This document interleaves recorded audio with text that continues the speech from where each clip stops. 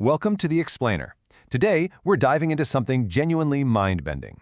We're looking at a philosophical text by an author named Zhu Feng, and it's titled 36 8-Diagrams of Time, the Array of Time.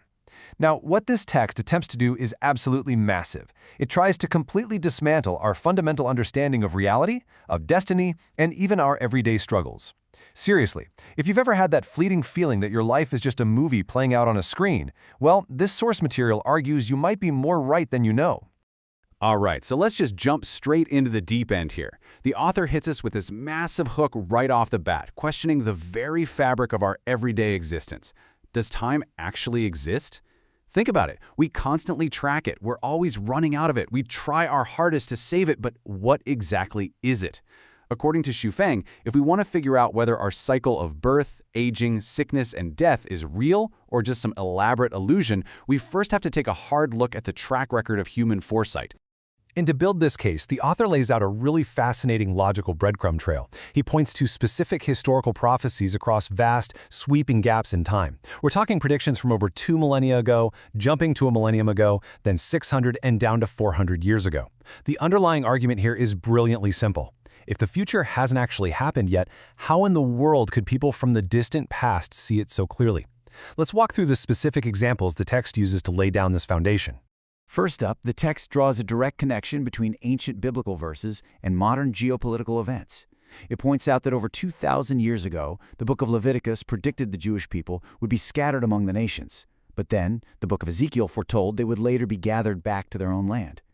The author links these specific ancient writings straight to the historical scattering of the Jewish people and the subsequent establishment of the State of Israel in May of 1948. Now, this next part is truly fascinating. The author takes a 400-year-old verse from the French physician Nostradamus and applies it to recent history. The ancient text mentions an empire transferred towards the dusky nation, and temples with colors of white and black of the two intermixed. Zhu Feng interprets this as a direct, literal prediction of the modern American political landscape, specifically pointing to the presidency of Barack Obama and his Secretary of State, Hillary Clinton. The text frames this as representing that exact intermixing of white and black leadership playing out right on the global stage. And that brings us to a point about eerie precision. Here we have a 600-year-old Chinese prophecy known as the inscription of the Jinling Pagoda. The text explicitly states, Liu Ji built it, Chiang Kai-shek demolished it. According to the source, when the Nationalist Army seized Nanjing in 1918, these strange noises started coming from the pagoda, which prompted Chiang Kai-shek to order its demolition. And during the teardown, they allegedly found this exact inscription. Think about that. A prophecy from 6 centuries prior named the exact, specific person who would eventually tear the building down. No way, right? The explainer also highlights Master Bachek Shu. He was a great general in the Sui dynasty from over a millennium ago.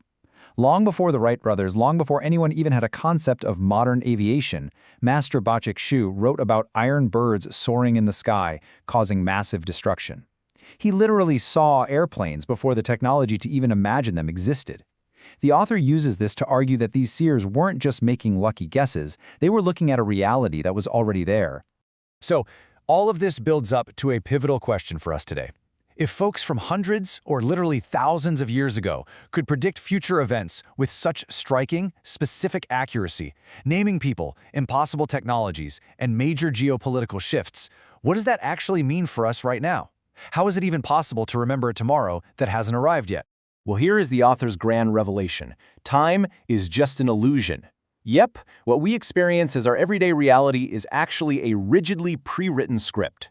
Zhu Feng calls this the time array. It's the theory that the entire universe, all of human development, and every single one of our personal joys and sorrows are nothing more than pre-programmed plots in a narrative that has already been completely finished. Just wrap your head around the sheer, mind-boggling scale of this concept for a second.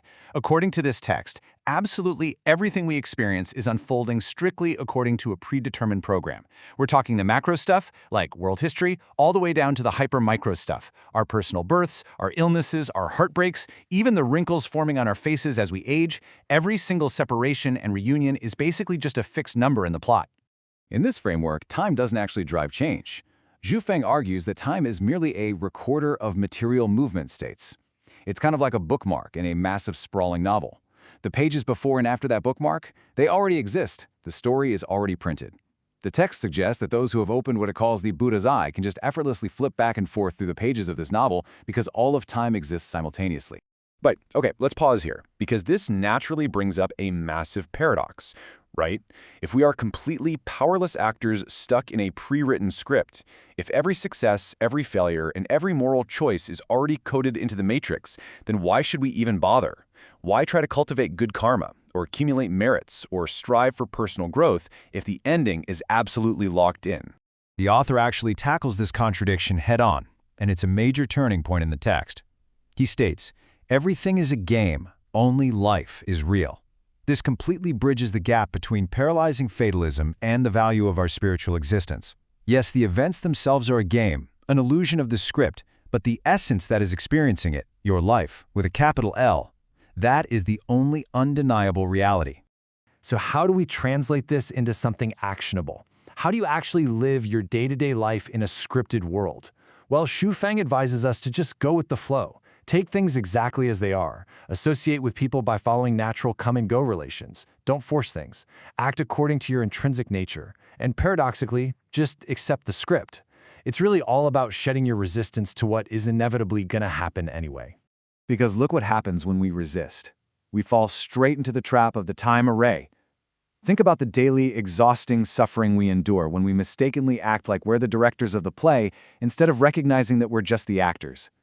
We constantly reminisce about the past with all this regret, or we anticipate the future with endless anxiety. We stare in the mirror, stressing over sagging skin. We suffer purely because we falsely believe we're in control of the plot, rather than just experiencing it. So, how do we transcend this programmed anxiety? If we can't change the script, meaning we can't just hop into a time machine, rewrite the past, and escape the plot entirely, how do we find some actual peace?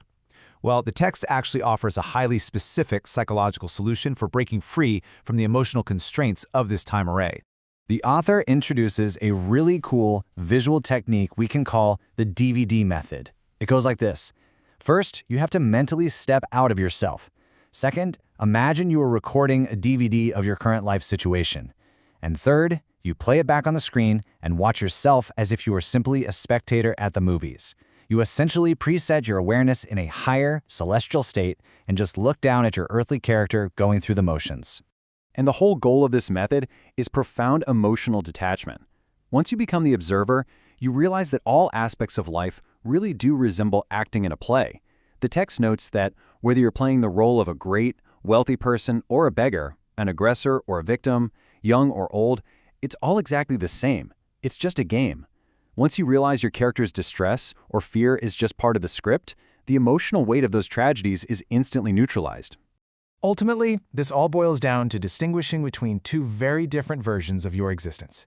You've got the self in the plot. That's the one stuck in the array, worrying about aging, stressing out over bills, feeling fear. But then you have the true self.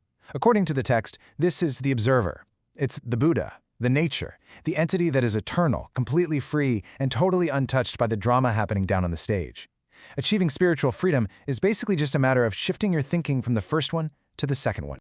Which leaves us with a final, lingering thought to take away from this explainer. If this text is right, and every triumph, every heartbreak, and every mundane little moment of your day is already etched into a cosmic DVD, are you ready to finally put the remote down, press play, and just peacefully watch your next scene unfold?